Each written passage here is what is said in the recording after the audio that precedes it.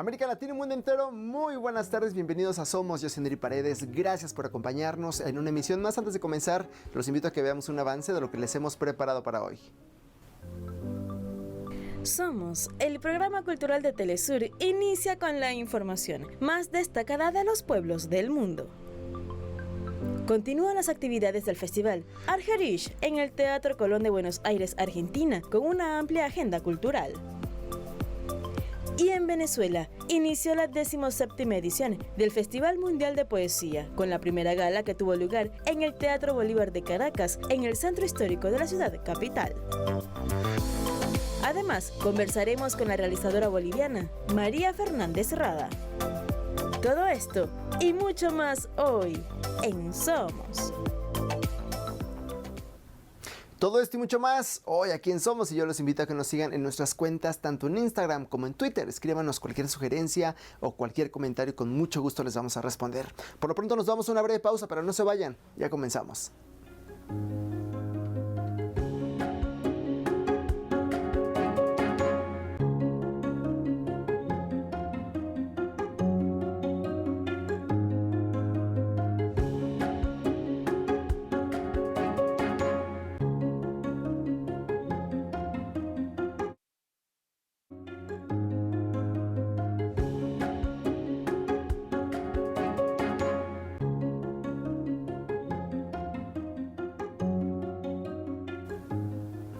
Iniciamos nuestro recorrido cultural y para eso llegamos directamente a México, en donde ya anunciaron los preparativos de la 14ª edición de la Feria Nacional del Libro Jurídico 2023, que se va a realizar en la Ciudad de México en el mes de agosto y que además incluye propuestas temáticas, culturales y ajenas al mundo del derecho. Les cuento que el evento contará con la presencia de las editoriales más importantes especializadas en derecho y en temáticas jurídicas, así como algunas dedicadas a otras temáticas. Esta Feria del Libro tiene como principal objetivo difundir, pero también fortalecer la cultura jurídica a través de la lectura, ofreciendo libros con precios solidarios y con diversas actividades complementarias como clases magistrales y conversatorios. Les cuento además que esta feria forma parte del ciclo de actividades que se realizan a propósito del año de Pancho Villa, el revolucionario del pueblo. La presente edición se llevará a cabo del 28 de agosto al 8 de septiembre próximo.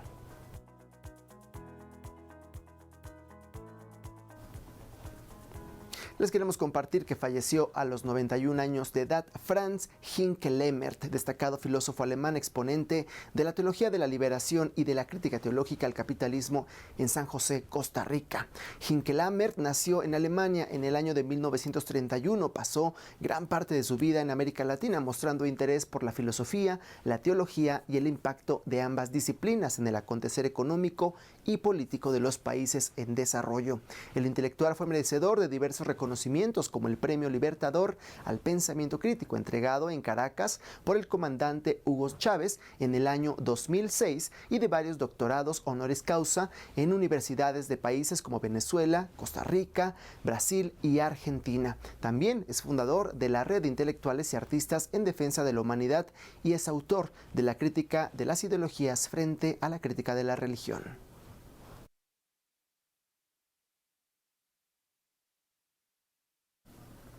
Y continuamos compartiéndoles que la Casona Cultural de Aquiles Nazoa, ubicada en el estado Miranda, en Venezuela, celebró el Día del Niño con la presencia del movimiento muñequero amoroso y el grupo artesanal Sarandarte. Y es que los niños y las niñas del país bolivariano se reunieron en el mencionado recinto cultural para celebrar su día con artistas, artesanos, creadores y muñequeros, quienes ofrecieron diversas actividades para el disfrute de los consentidos de la casa. Entre bailes y cantos sobresalieron los cuentos y poemas del reconocido escritor venezolano Aquiles Nazoa, quien dedicó gran parte de su obra a las temáticas infantiles y también da nombre a este espacio dedicado a cultivar, pero también a exponer las artes en Venezuela. La Casona Cultural Aquiles Nazoa ofrece actividades para adultos e infantes durante los fines de semana de todo el año.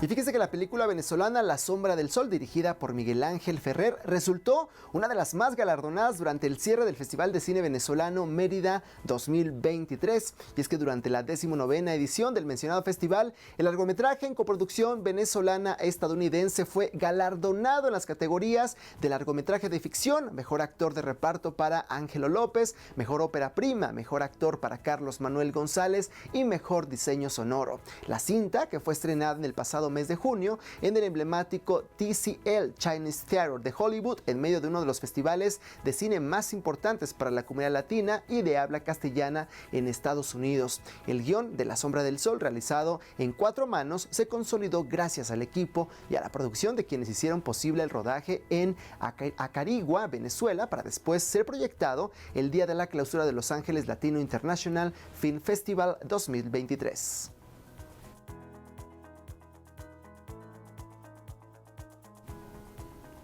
Y también fíjense que continúan las actividades del Festival Argerich en el Teatro Colón de Buenos Aires, Argentina, con una amplia agenda cultural. Y es que con sala repleta y con un público efusivo, el encuentro dio inicio con la presentación de Marta Argerich, interpretando el quinteto para piano en mi bemol mayor op. 44 de Robert Schumann, junto a Freddy Varela, entre otros músicos. El evento contará con 8 conciertos en total, con una serie de invitados especiales, incluyendo un concierto el día viernes 21 de julio, un recital de piano de Sergio Tempo Chopin. Por otro lado, cada uno de los conciertos serán transmitidos a través de la página web del Teatro Colón y en las redes oficiales del teatro para el disfrute de todo el público.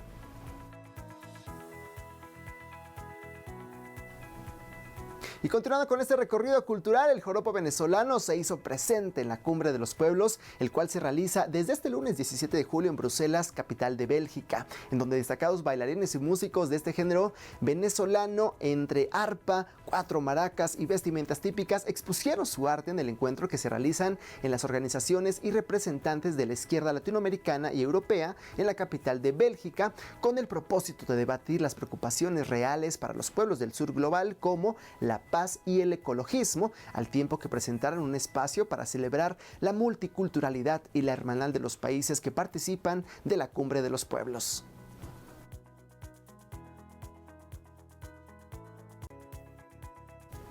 Y para finalizar este bloque les compartimos que el Sindicato de Actores de Hollywood hará algunas excepciones en su huelga, permitiendo que algunas producciones de algunas películas independientes se realicen. Y es que el filme independiente Brightheart de la actriz Rebel Wilson habría conseguido un permiso por parte del gremio para no interrumpir sus grabaciones, pero se desconoce si el elenco podrá hacer su respectiva aparición en el mencionado largometraje. Además, les comentamos que el pasado viernes 14 de julio, más de 160,000 actores afiliados al Sindicato de Hollywood se unieron a este sindicato de guionistas con el propósito de exigir mejores condiciones laborales, beneficios y por supuesto protección contra la inteligencia artificial.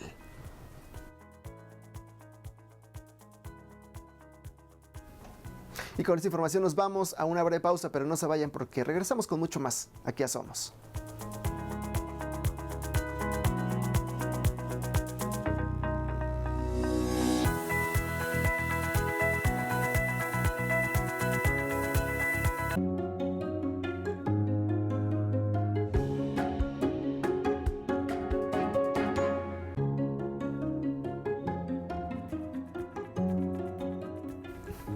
Nosotros estamos de regreso aquí en Somos y queremos platicarles que la 17ª edición del Festival Mundial de Poesía comenzó con la primera gala de poesía, la cual tuvo lugar en el Teatro Bolívar de Caracas, en el centro histórico de la ciudad capital. Veamos más detalles. Tras la inauguración del Festival Mundial de Poesía con el primer Congreso del Movimiento Poético Mundial, en el que participaron 70 autores procedentes de unos 40 países, se suman sus expresiones literarias, sus miradas para acariciar con sus poemas al mundo, donde debatieron un plan de acción desde una narrativa de vida. En medio de los conflictos, la violencia extrema, la hegemonía impuesta, la palabra pueda transformar la humanidad. En el Teatro Bolívar se llevó a cabo la primera gala de poesía en medio del baile tradicional del tamunangue. Fueron recibidos los invitados internacionales y el público presente para luego darle la palabra al poeta palestino Ali Hassan al-Ameri, el cual representa el clamor de una tierra, de un pueblo, por su patria.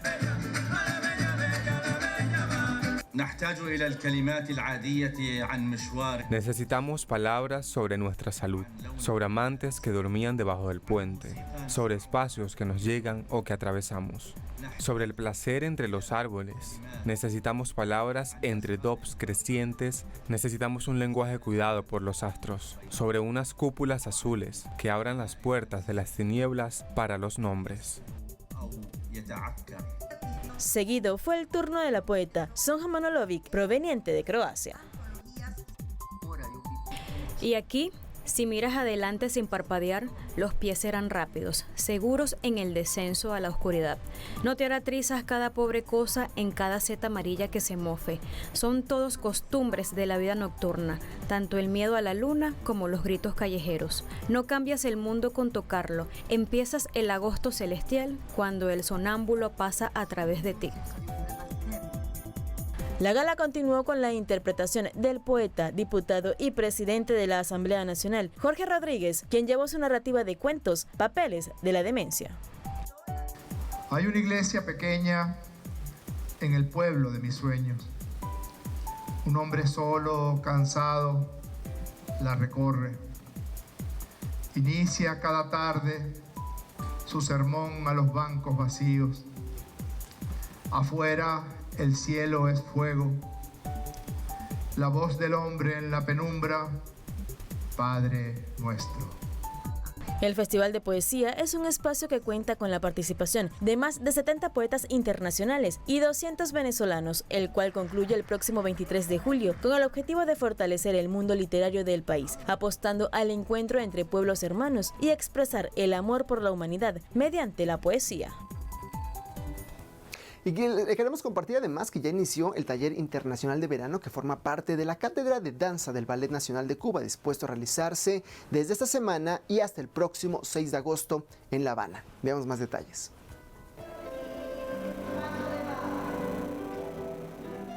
La reconocida organización de danza clásica en la isla de Cuba organiza nuevamente su tradicional taller de verano para formar a profesionales en ballet y diversas prácticas escénicas. Todo esto a través del método de esta escuela y con la compañía de profesores con prestigio internacional. Nosotros siempre mostramos la cantidad de jóvenes, que cada vez la cantera se hace mayor, cada vez el interés por conocer la técnica cubana, ese virtuosismo masculino de los hombres, esa tradición que tiene el ballet con el repertorio clásico, las versiones de Alicia, que también se hacen conocer en las disciplinas que se imparten dentro del taller, como es el repertorio del Ballet Nacional. Todo eso es interesante para el intercambio. Más de 150 estudiantes se reúnen en esta convocatoria, que ofrece un intercambio para jóvenes de Bolivia, Colombia, España, Estados Unidos, México, Puerto Rico, Cuba y otros países. Algo que yo he observado y que me encanta mucho de la técnica cubana, que es un poco más adaptada a los cuerpos latinos, ¿no? Nosotros los latinos muchas veces no somos muy altos, a veces tenemos más caderas, más curvas, ¿no? No somos la rusa de 2 metros con piernas y brazos largas, ¿no? Entonces amo que la técnica cubana es mucho más adaptada a los cuerpos y a las condiciones latinas, ¿no? Eso me gusta mucho, me siento más identificado y más al lugar, ¿no?, con la técnica cubana. Clases magistrales, conferencias y seminarios de la metodología de la enseñanza del ballet componen el calendario de clases de los jóvenes artistas en la isla. Los extranjeros aprovechan además para conocer la riqueza cultural de Cuba más allá del ballet.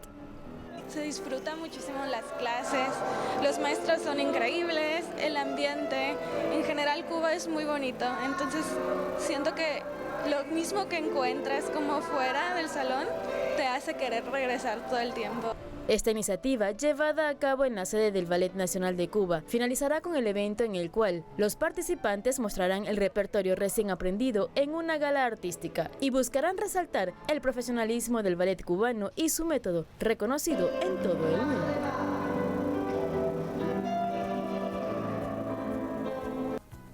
Y con esta información nos vamos a una breve pausa. Regresamos.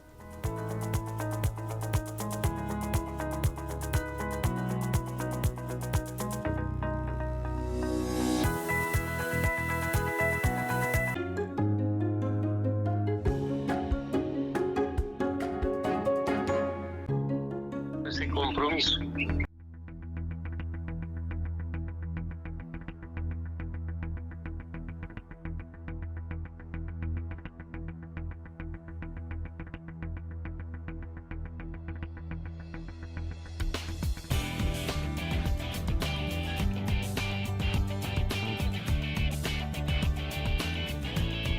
En esta parte del programa les queremos compartir algunas impresiones de la documentalista boliviana María Fernanda Rada. Esto en oportunidad de la presentación de su cinta Fue Golpe, la cual mantiene una receptividad en el pueblo boliviano y en el mundo tras su estreno en el año 2021. Vamos a escuchar.